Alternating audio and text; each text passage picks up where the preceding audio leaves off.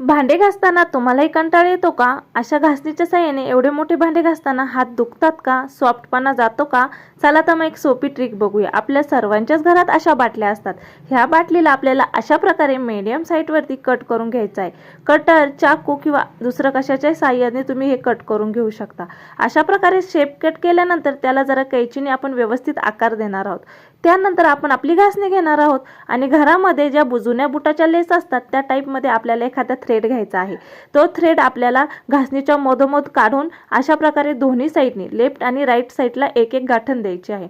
हे बघा, अशा प्रकारे दोन्ही थ्रेड एकासमोर एक आले पाहिजे. त्यानंतर आपल्याला ह्या बाटलीतनं हा थ्रेड काढून घ्यायचा आहे आणि घासणी व्यवस्थित अटॅच करून घ्यायची आहे. त्यानंतर घासणी व्यवस्थित ओढून त्याचं जे झाकण आहे बाटलीचं ते पॅक लावून घ्यायचं आहे. हा राहिलेला थ्रेडही कट करून घ्यायचा आहे. आणि बघा किती छान ऑर्गनायझर झालेला आहे. आपले भांडे घासण्यासाठी कमी वेळ लागेल.